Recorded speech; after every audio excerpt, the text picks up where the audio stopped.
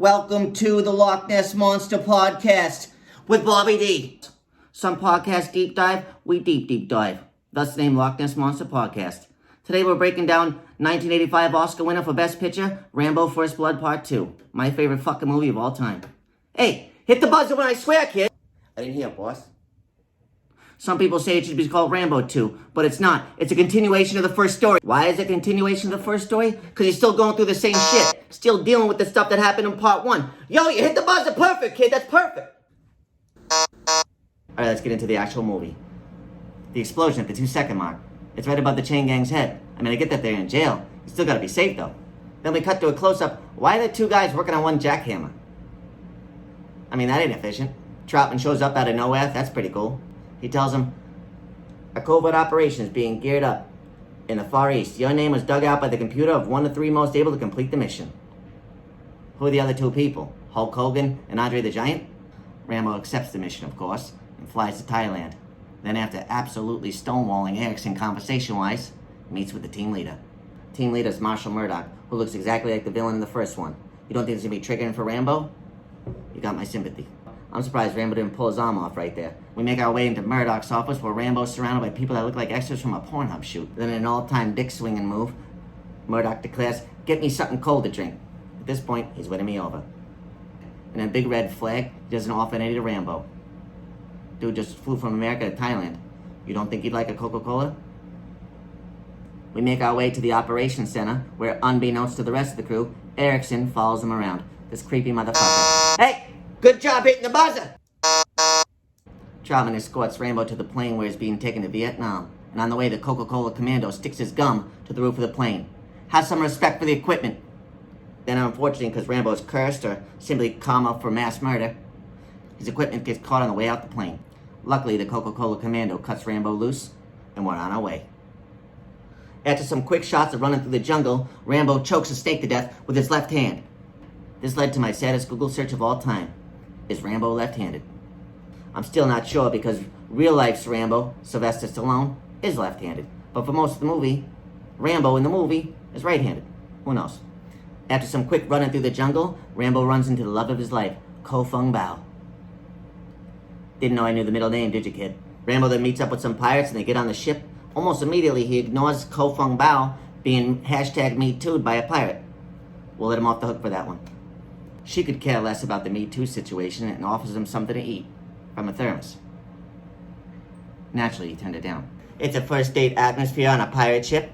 Very romantic, if you ask me. He pokes out a little necklace. She says it brings her luck. She asks what bring you luck. He whips out the knife. Of course, you create your own luck sometimes with a big-ass knife. If I'm Rambo, I'm whipping it out. Rambo says he feels expendable. She says, what's expendable? Rambo says expendable is like you're invited to a party, you don't show up, and no one cares. He's getting in touch with his inner 13-year-old girl right there. I don't mind it. Side note, they're having a first date on the top of a box of explosives. Could be an explosive first date. That's my first joke.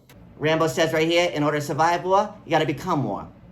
Why isn't that in the history books? We got our first interview right here, and it's with the one and only Dr. Phil.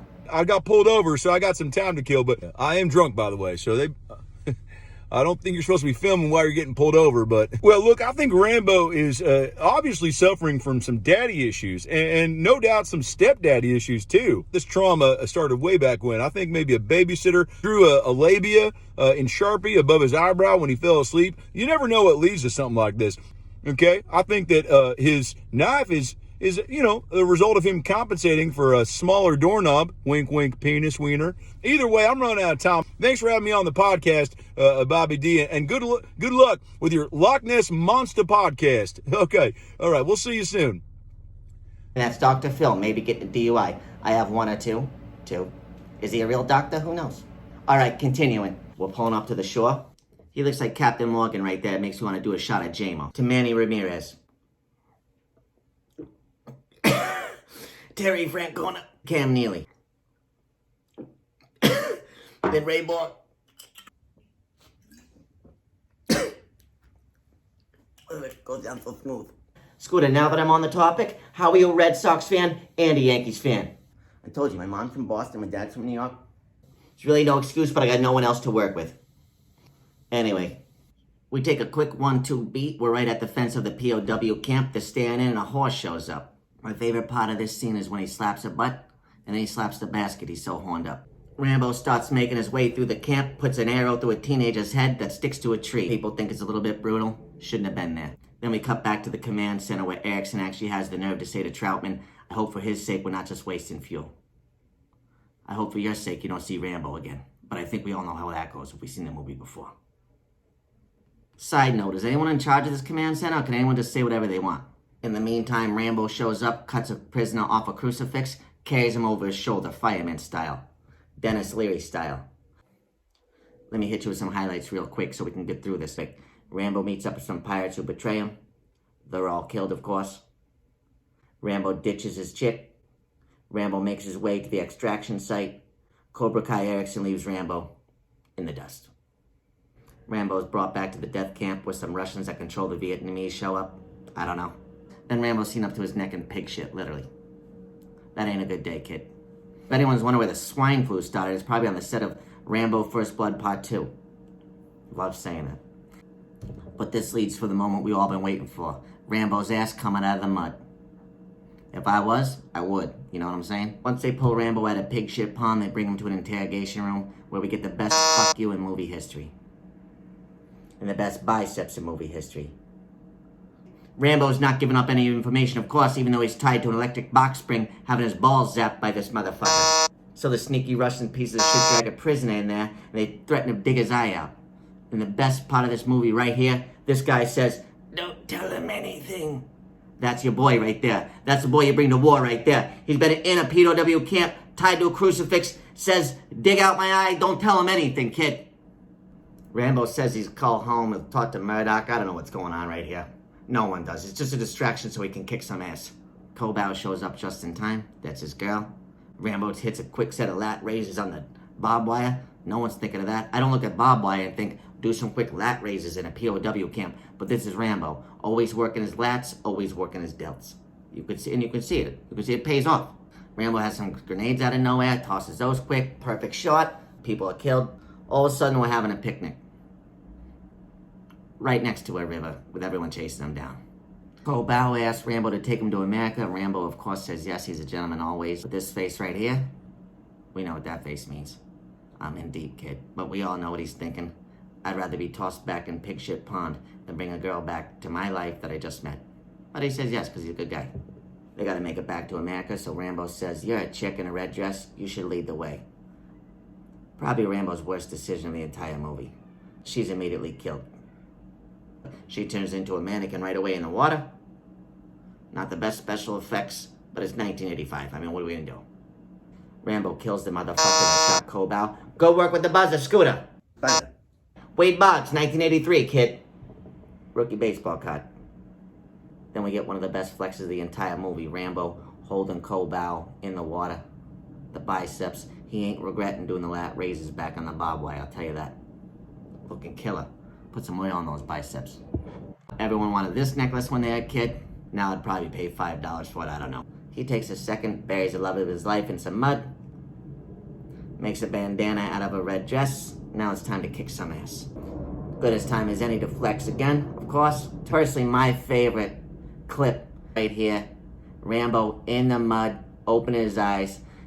Leonardo da Vinci's preferred medium is paint. Rambo's his mud. Here we see Rambo go full Rambo. And now we're clean again all of a sudden. I don't know what happened in the mud. Script supervisor on the set. Seemed like she was drinking or something. I don't know. Now we got the explosive arrow tips. I mean, these things are nasty. This is the David Ortiz. This is Yaz, the Jim Rice, Kevin Garnett of arrow tips. We're here to deliver some punishment. These arrows blow up a whole village, 2 cars, or just one person who explodes like a helium balloon. All right, let's start really deep diving. We got an exclusive interview with the explosive arrow tip. A lot of people say you're the most explosive tip in the history of movies. What do you think, kid? Woo! It's good to be here, man. Thanks for having me. Why do the arrow tips explode in so many different fashions? What? We just blow up whatever you want us to blow up. It's based on emotion. It's like ESP, TNT. Awesome. What were the 80s like for you, kid? The 80s were great. I partied with Michael Douglas once, and now I'm sleeping on Lenny Dexter's couch. What? I'm not on cocaine. You're on cocaine. I mean, I'm on cocaine. Doesn't matter anyway. Cocaine calms you down. It's like chamomile tea for you. Killer, yeah. Wait, who's there? Oh, that's me. Does this interview pay, by the way? We got no money either. Then I'm out. Kid's an animal. It's kind of exactly what I expected. Everything I hoped for and more. Let's get focused, Scooter, and get back to the movie. He can fly a helicopter all of a sudden. He drops a canister bomb that looks like a thermos, blows up an entire waterfall. Here comes some stupid moves. The helicopter comes down to see if Rambo's dead. Rambo jumps up out of the water like a great white shark with arms, pulls him down back into the water, and you know what happens next, kid. We'll just take the helicopter from here. The pilot jumps to his death rather than fight Rambo. Good decision. A lot of people think, could Rambo fly a helicopter? They should leave the movie right now. Of course Rambo can fly a helicopter. You hater? He doubles back, picks up the prisoners.